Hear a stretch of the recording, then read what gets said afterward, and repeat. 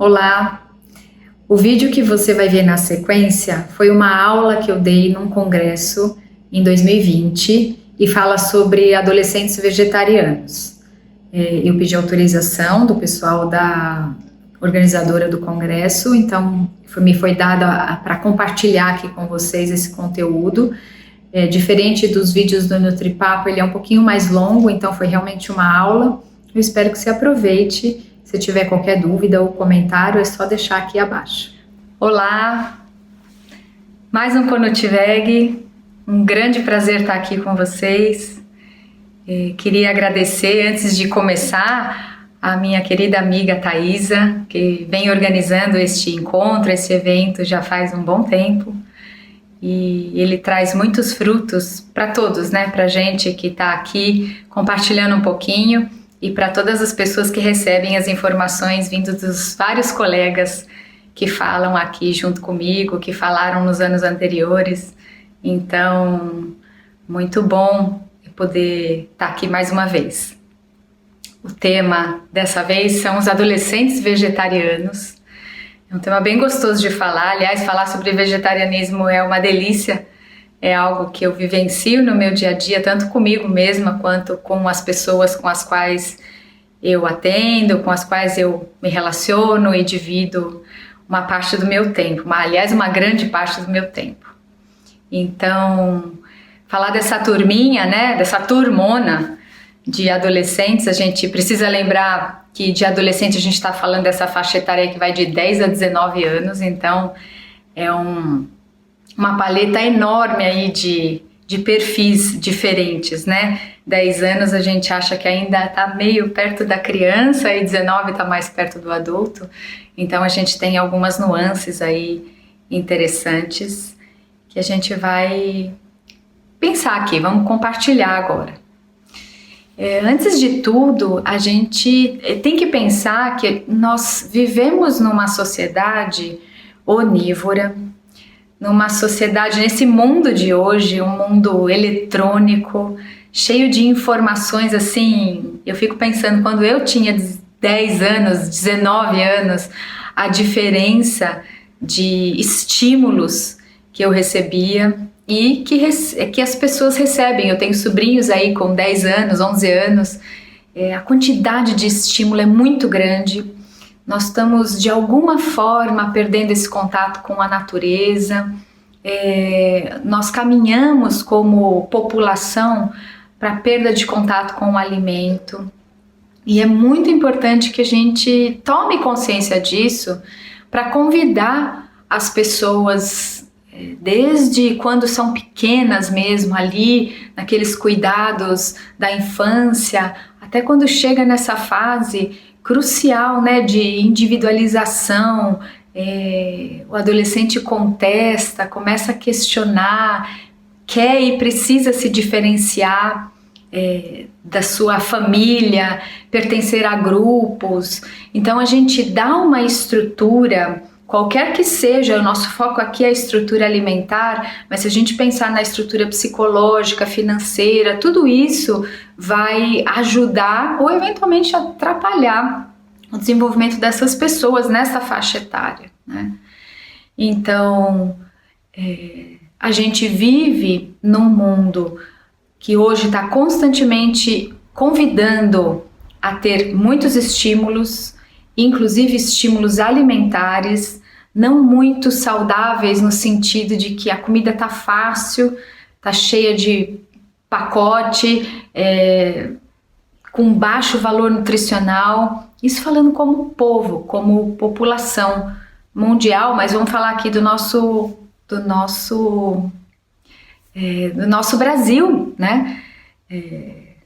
Arroz, feijão, bife, pouca verdura, pouco legume, pouca fruta, muita comida processada. Esse é o cenário que crianças, jovens, adultos e pessoas idosas vivem. Quando a gente vai para a área vegetariana, tirando a carne, até a vegana, tirando os ovos e os laticínios, não necessariamente a gente ganha qualidade nutricional. A gente tem hoje uma gama, a indústria de alimentos está poderosamente trabalhando para trazer opções sem nada de origem animal, mas com baixa qualidade nutricional.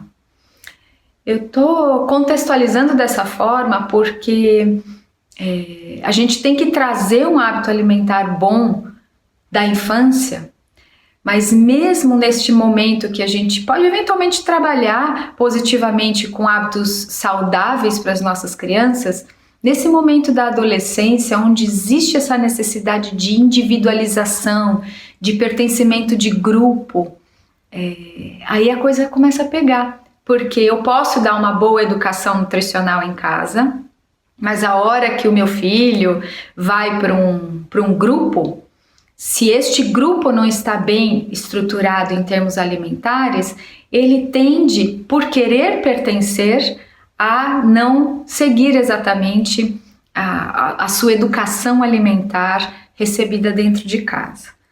Então, a gente transformar este comer do entorno dos nossos filhos, de quem a gente cuida, ou dos adolescentes de forma geral, é extremamente importante.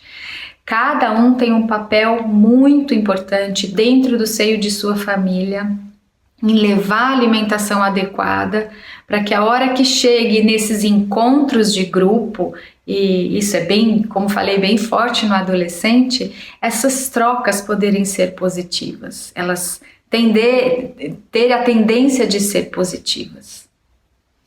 Então, posto isso, o cuidado nutricional com o adolescente, ele não vai ser muito diferente do cuidado nutricional que a gente dá para crianças, para adultos, para mulheres que estão em fases fisiológicas de gestação e lactação. O cuidado nutricional básico é o mesmo e deve ser composto por alimentos integrais, vegetais, totalmente naturais, né, ou a maior parte do tempo natural. A gente tem aí, abrindo um parênteses, né, a gente tem os alimentos in natura, a gente tem os alimentos in natura, as frutas, as verduras, tudo que saiu direto da terra. A gente tem os alimentos que a gente chama de minimamente processados e que fazem parte da nossa vida. Arroz, a gente não tem plantação de arroz no quintal e nem pode ter um vasinho de feijão. Então a gente precisa comprar isso vem dentro de pacote, isso passou por um processo industrial. Então a gente chama isso de alimento minimamente processado e que é extremamente importante para a nossa composição alimentar. Depois a gente tem os alimentos processados que já sofreram algum grau de transformação um pouco mais intensa. Por exemplo, a hora que a gente pega um milho, tira ele da espiga e põe dentro de uma lata, a gente considera isso um alimento processado. Um tomate que vem dentro da lata, enfim, alimentos dessa natureza. O próprio pão, ele é considerado um alimento processado. E aí o que é bastante ruim são os alimentos ultraprocessados, e aí são salgadinhos, tudo que vem dentro de pacote, comida pronta, processada, bolacha. Então, dentro desta classificação, a gente precisa, na infância, na adolescência, na vida adulta, ter uma alimentação composta por alimentos naturais, in natura e minimamente processados na base. Se a gente pegar uma pessoa onívora que come bem e uma pessoa vegetariana que come bem, um prato igualzinho, só que um tem carne e o outro não tem, aquele que não tem carne, as estatísticas mostram que tem muito mais saúde. Então, dentro desse contexto, os cuidados nutricionais, como falei, são comuns para todas as fases da vida. As necessidades nutricionais vão variando de acordo com as faixas etárias e aí quando a gente entra na adolescência, um grande nutriente, pensando dos minerais, por exemplo, que se destaca é o cálcio. Nesse momento da fase de crescimento, dos estirões, né, de crescimento que a gente vai fazer aí nessa fase da puberdade, demanda bastante cálcio, a formação dessa massa óssea é bastante importante. Neste momento da adolescência, um outro mineral que acaba ficando diferente entre meninos e meninas é o ferro, porque as meninas vão passar a menstruar e vão perder sangue e, portanto, vão perder ferro.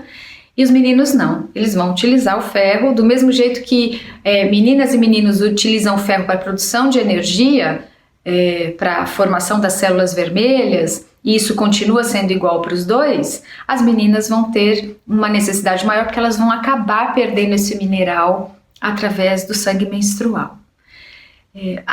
Os demais nutrientes, eles têm pequenas variações entre meninos e meninas, mas não tão diferentes assim a ponto de de caberem assim intervenções muito diferentes quando a gente fala, por exemplo, de adultos e de adolescentes. Então, começando dando um panorama dos macronutrientes, que são os carboidratos, as proteínas e as gorduras, a diferença de necessidade nutricional, de quantidade de calorias, vai estar de acordo com, obviamente, o gênero, né, masculino ou feminino. Então, se é uma menina, se é um menino, tem necessidades por composição corporal diferente, a idade, o peso, a altura, tudo isso vai determinar qual é a quantidade de calorias que aquela pessoa vai precisar. Isso não é diferente no adulto. E um ponto que varia aí, né, porque eu posso ter uma menina com o mesmo peso, a mesma altura, duas meninas com o mesmo peso, mesma altura, mesma constituição, só que uma é muito mais ativa do que a outra, a necessidade calórica vai variar.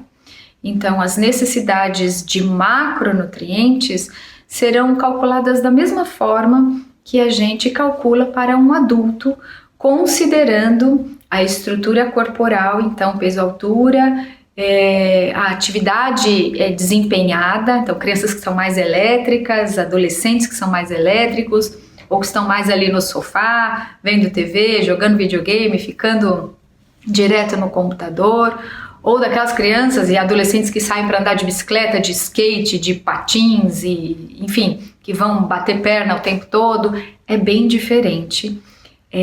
E aí a gente vai ter que calcular individualmente. Aqui eu não vou dar uma receita de como cada um vai fazer, porque isso vai ter que ser olhado caso a caso por um profissional nutricionista para fazer as adequações individuais.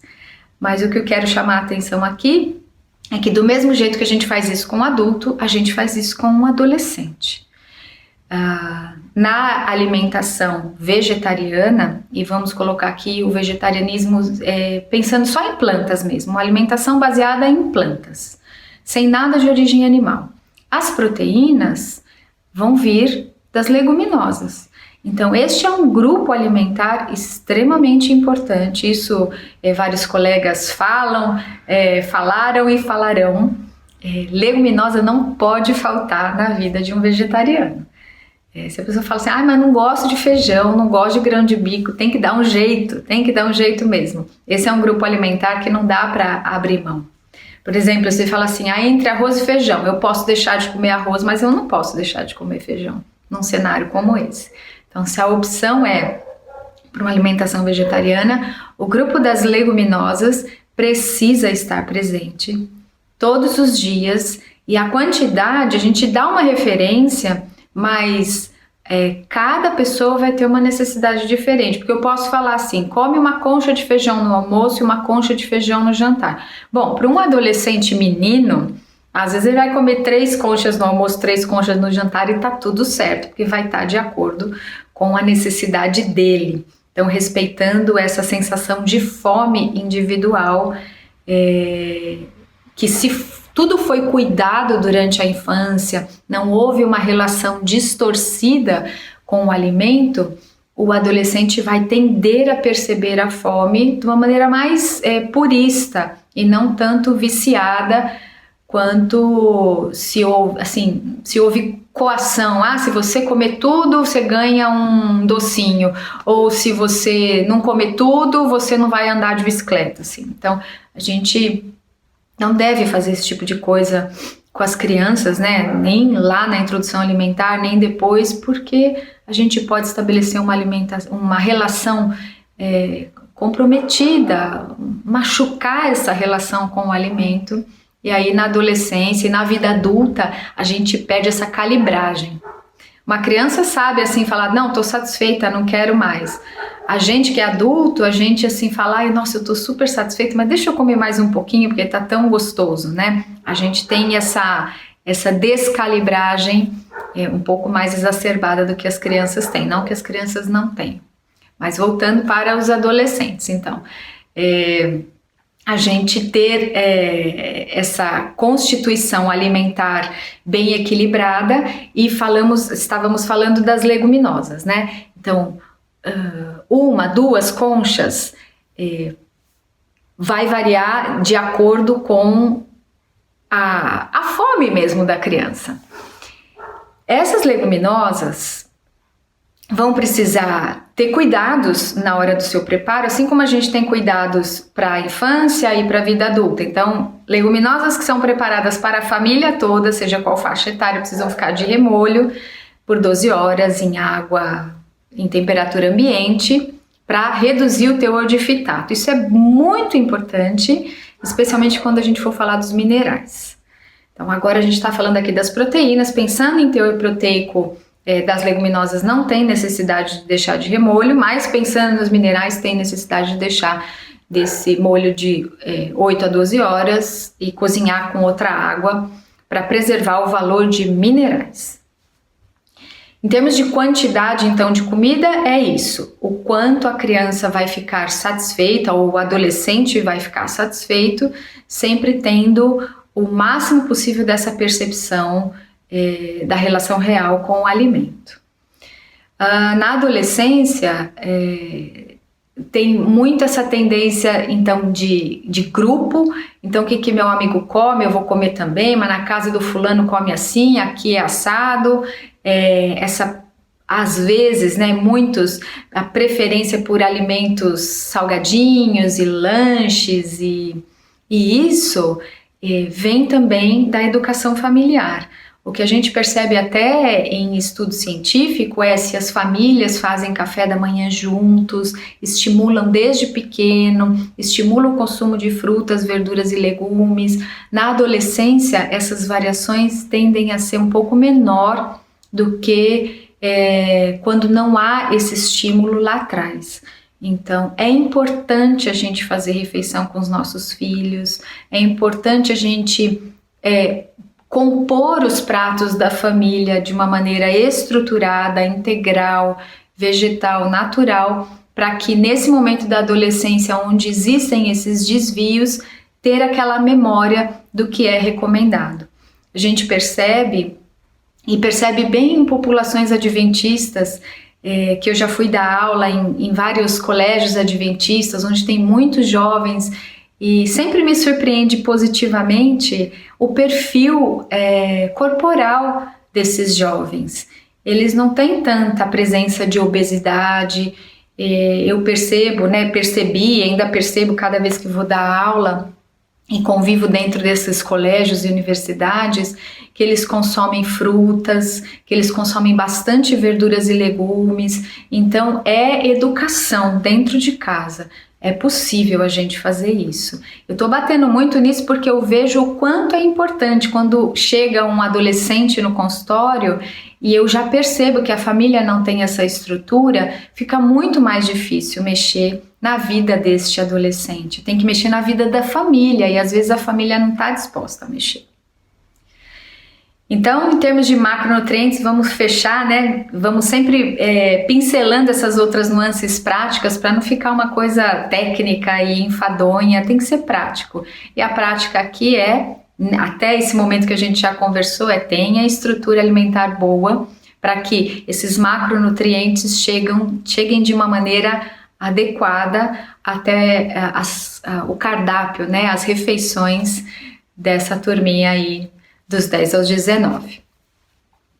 Quando a gente vai falar de micronutrientes, então a gente está falando das vitaminas e dos minerais, alguns eles se destacam. Eu vou começar pelo cálcio, que é o que realmente tem diferença. A necessidade de cálcio na adolescência é maior do que na vida adulta, pela formação óssea. Depois, na vida adulta, ela decai um pouco e depois, na terceira idade, ela volta a ser importante pela perda natural, do envelhecimento natural do esqueleto. Então, nessa fase, a gente está formando o esqueleto. Para essas crianças, né, e adolescentes, os adolescentes que não consomem laticínios, e aqui eu digo que laticínios não é a fonte de cálcio, é apenas uma fonte de cálcio. Para aqueles que não consomem laticínio, a gente não tem como contar com cálcio proveniente de queijo, leite, iogurte, coalhada.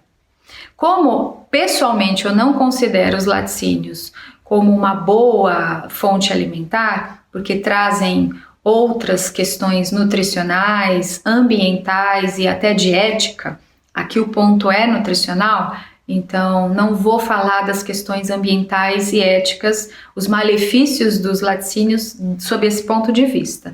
Sob o ponto de vista nutricional, a gente sabe que os laticínios têm uma tendência a aumentar a produção de muco, tem uma tendência a causar estados inflamatórios metabólicos maiores, então eu não considero o laticínio como uma fonte bacana de se ter na alimentação. Dito isso, a gente tem que buscar os alimentos de origem vegetal que são ricos em cálcio. Então, se existe o desejo, por exemplo, de beber leite, a gente tem leites vegetais fortificados. Leite de cereais, de arroz, de aveia, leite de coco, leite de amêndoa, leite de castanha de caju. A gente tem bebidas vegetais enriquecidas com cálcio, que na grande maioria tem no mínimo o mesmo teor de cálcio do leite de vaca. Então, 200 ml de leite de vaca tem 240 mg de cálcio, 200 ml de leite vegetal tem 240 mg de cálcio ou mais. Já vi marcas aí com 300, 390, 415 mg para cada 200 ml.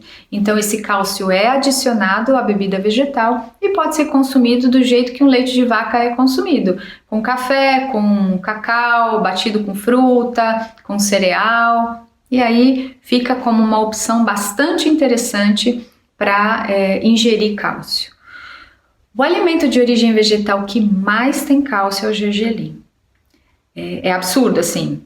Eu dei esse exemplo do teor de cálcio em ml de leite. Vamos fazer assim uma comparação. 100 ml de leite tem 120 mg de cálcio, porque eu falei que 200 tinha 240. Então 100 ml de leite, 120 mg de cálcio. 100 gramas de gergelim tem em torno de 950 mg de cálcio. É muito, muito, muito. Então se a gente arredondar para 1000, uma colher de sopa tem em torno de 10 gramas, a gente tem quase 100 miligramas de cálcio, quase, né? Em uma colher de sopa de gergelim.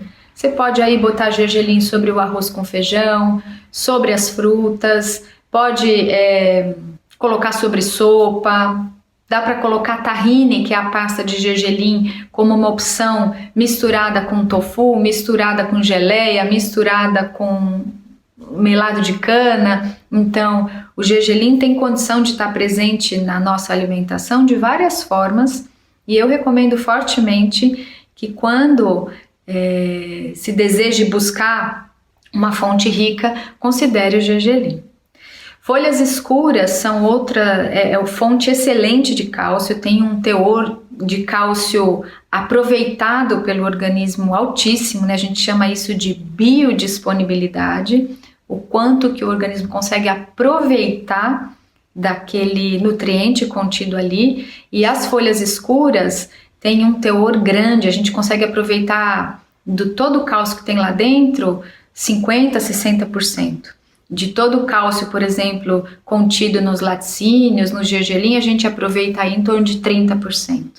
Então é importante ter folha escura no almoço, no jantar, às vezes num suco verde, a couve, o agrião, a rúcula, sem contar que esses alimentos contêm carotenoides, que são antioxidantes super importantes, são fontes maravilhosas de fibras alimentares, que é um outro constituinte. Eu falei dos macro e dos micronutrientes, e a gente tem as fibras também, né, que ajudam a melhorar toda a parte intestinal, ajuda a regular a glicose no sangue, colesterol, enfim.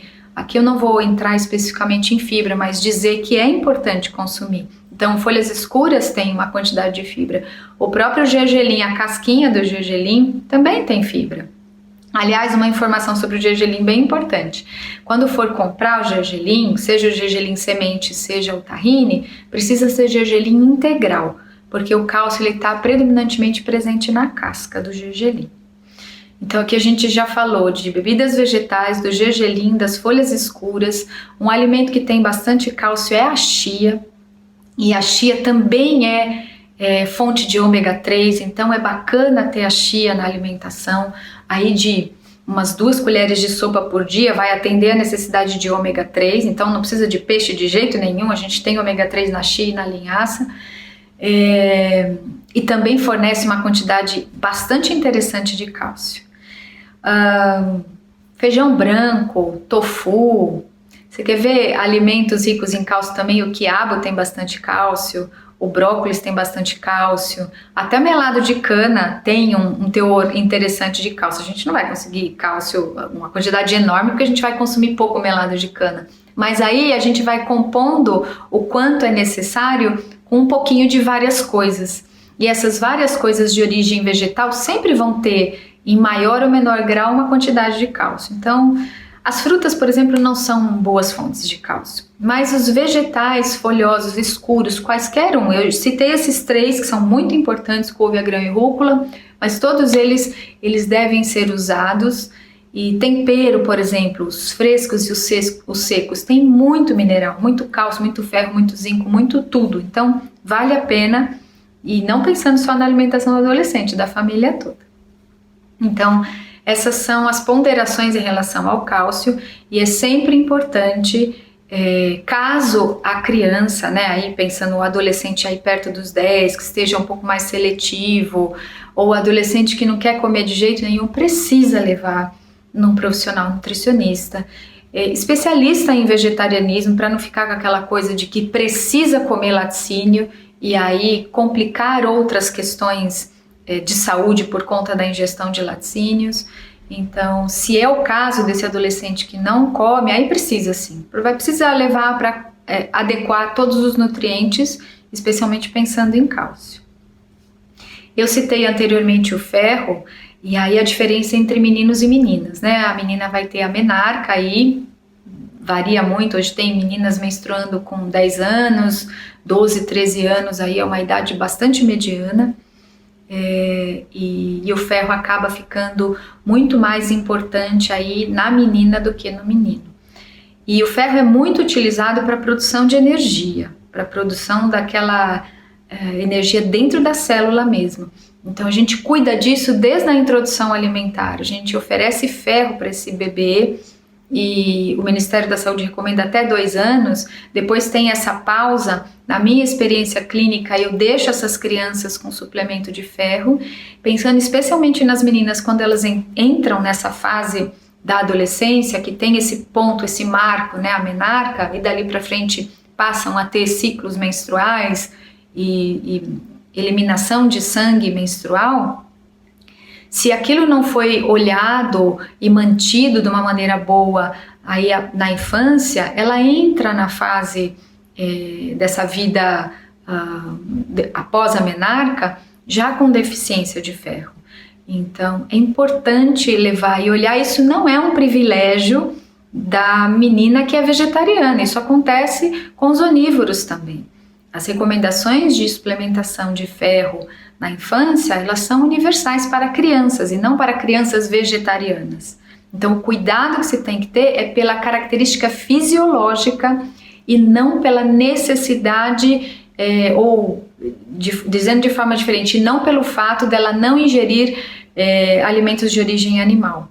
A quantidade de ferro presente na carne, se a gente comparar 100 gramas de carne com uma concha de feijão, que é a comparação, a gente chama de isocalórica, é a quantidade que tem a mesma, é o volume de alimento que tem a mesma quantidade de calorias, em torno de 190 calorias. A gente tem que comparar dessa forma. E aí a quantidade de ferro que tem em 100 gramas de carne e nesta concha de feijão, a concha de feijão é bem parecido, um pouco maior até. Isso está dentro das tabelas nutricionais. É só ir lá pegar quanto que tem em 100 gramas, não são 100 gramas, quanto tem em uma concha de feijão, porque uma concha tem aí em torno de 150 a 200 gramas de leguminosa, né? Uma concha mediana. E a carne eu falei 100 gramas, que é o recomendado pelo Ministério da Saúde. Então, o fato de comer essas 100 gramas de carne não quer dizer que não vai precisar se preocupar com o ferro. Então, especialmente para as meninas, é importante essa preocupação, esse olhar, e pensando no estirão de crescimento que ambos vão passar, meninos e meninas. Neste estirão, a quantidade de energia é muito grande. Então, eventualmente, até os meninos precisam de um cuidado e de um olhar para este mineral chamado ferro. Nós temos um outro mineral muito presente nas carnes, e quando a gente não tem a presença das carnes, a gente observa, é o zinco.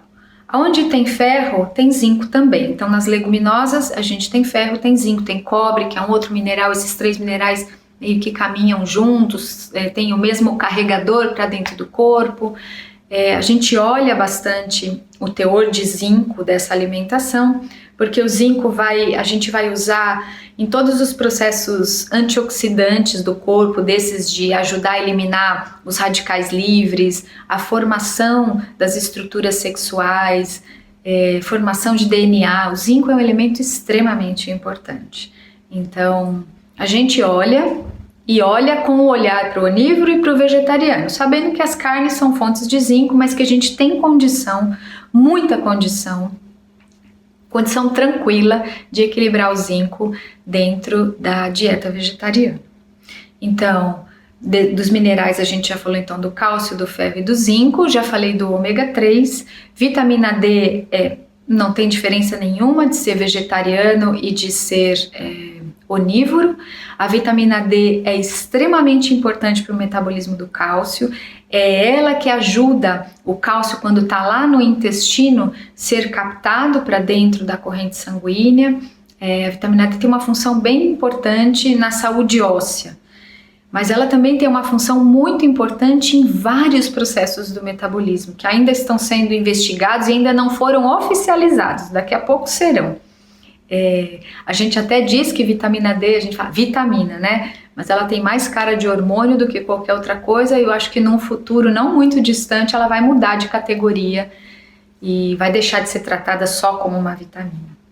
Então é importante tomar sol, ainda mais os adolescentes que muitos hoje, né, estão dentro de casa, ficam enfiados em computador, em videogame, atividades fora, estimular essas atividades fora, estimular fazer exercício físico, porque o exercício é um estímulo para a formação de massa óssea. A gente faz isso aí e deve fazer isso a vida toda. A criança faz isso naturalmente porque gosta de brincar e a gente tem que estimular. O adolescente, a gente precisa de um estímulo maior, o adulto então nem se fala, e o idoso precisa também desse estímulo para manter a massa óssea. Então é bem importante a questão da vitamina D. E um elemento que sempre traz dúvida, questionamento, polêmica, que é a vitamina B12. Você virou vegetariano, o adolescente é vegetariano, ele vai ter falta de B12. Então, sim, quando a gente não tem a ingestão das fontes de B12, a gente vai ter falta de B12. E as fontes de B12 ativa são as carnes, os ovos e os laticínios. Não tem B12 ativa nos alimentos de origem vegetal, então algas, cogumelos, não é ativo. Então o que vai funcionar para o corpo, para exercer as funções metabólicas, as funções para sistema nervoso, formação do sangue, que são as funções primordiais da vitamina B12, são os alimentos de origem animal, então a B12 que vem do alimento de origem animal e a B12 que vem de suplemento. No entanto, o fato da pessoa consumir alimentos de origem animal, carne, ovos e laticínios, não confere a ela sim, não preciso me preocupar, eu consumo as fontes, então não vou ter carência de B12. A gente sabe que tem uma estatística aqui na América Latina, né, que é bem dentro do nosso contexto, que 40% da população onívora tem falta de B12. Então, como assim? A pessoa consome as fontes e tem falta da B12. Porque não basta consumir, existem elementos que determinam como esse organismo vai captar e recaptar a B12. A gente tem um estoque de B12 no fígado. Cada vez que a gente vai fazer a digestão de gorduras, a gente usa a bile. A bile tem bastante B12, então a gente joga a bile lá no intestino, faz a digestão das gorduras e aí tudo vai caminhando para ser absorvido, e essa B12 que foi colocada no intestino através da bile é recaptada, é reabsorvida lá no finalzinho do intestino delgado e volta para o fígado.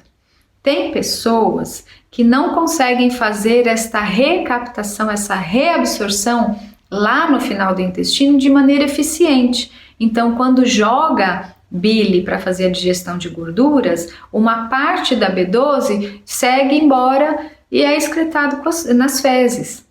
É por isso, isso é uma das razões que pessoas que consomem alimentos fonte de B12, então os onívoros, têm carência de B12. Claro que a flora intestinal tem influência nisso, então se tem muito alimento processado, essa flora não é uma flora saudável. A flora intestinal ajuda a gente a absorver todos os nutrientes. Se a gente tem um intestino maltratado, a gente absorve mal. Então esse é o outro fator. A situação do estômago também é um fator que ajuda ou atrapalha a absorção da B12. A gente precisa, tem um carrinho que leva a B12, e esse carrinho é produzido no estômago, um fator intrínseco, e precisa de um ambiente ácido.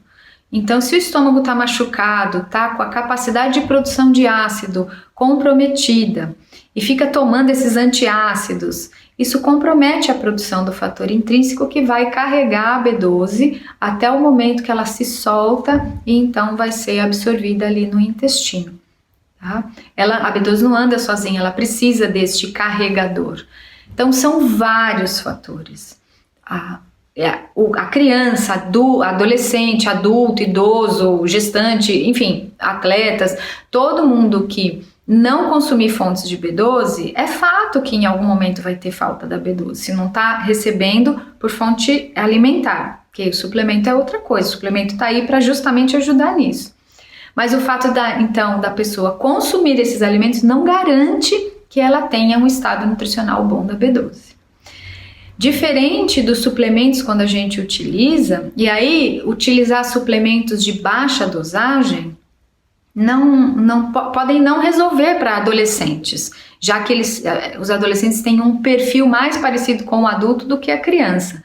Usar essas doses pequenininhas para a criança, a gente pode eventualmente conseguir corrigir a B12, mas para um adulto dificilmente isso vai acontecer. Então, precisa avaliar através de exames de sangue e ir para um profissional que saiba prescrever a vitamina B12.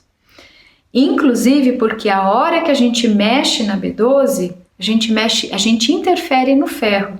Então, usar suplemento de B12 por conta não é uma boa alternativa, porque o ferro vai ser mexido de alguma forma. Na produção da célula vermelha, a gente começa a corrigir na B12 e a gente demanda mais ferro.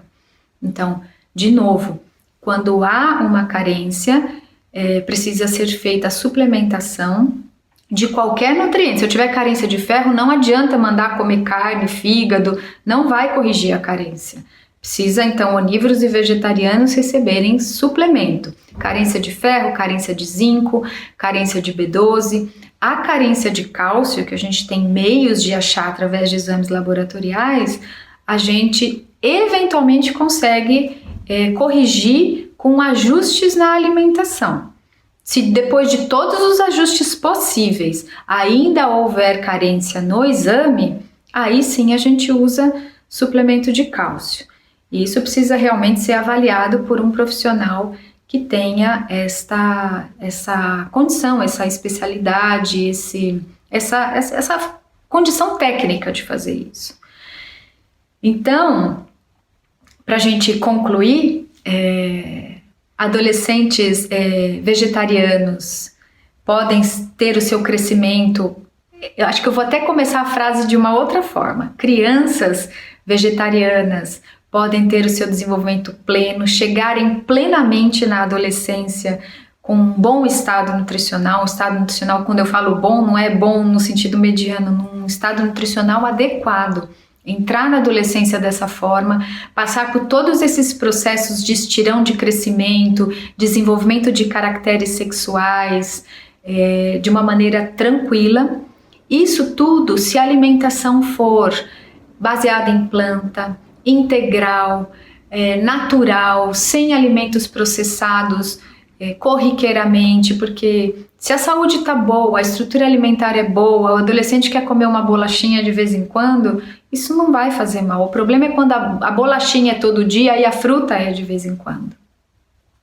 Então, eu comecei falando dessa estrutura que nós temos cultural, mundial, mas estamos falando aqui do brasileiro, né, que não é boa. Então, o cuidado nutricional tem que ser de todos, não só do vegetariano.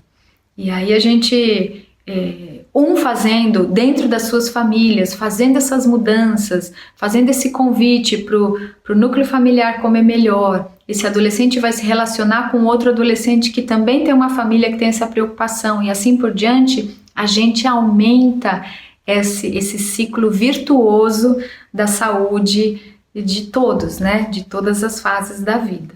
Então pense nisso, não se preocupe pelo fato, se você é um cuidador de um adolescente que está nessa busca, né? Que vê que o ambiente vai se beneficiar, o meio ambiente vai se beneficiar com o vegetarianismo, que os animais vão ser poupados, economicamente, financeiramente, em termos de saúde populacional, saúde emocional. Então, encoraje, apoie e busque profissionais que possam dar esse suporte para essa transição deste adolescente, porque ele só vai ganhar saúde se ele fizer essa transição para o vegetarianismo, tiver apoio das famílias e ser conduzido e orientado por um profissional que sabe fazer isso. Muito obrigada por você ter assistido até aqui, e eu imagino que de alguma forma dê para fazer perguntas, encaminhar. Eu estou à disposição, a Thaisa sabe como fazer chegar isso até mim. Muito obrigada.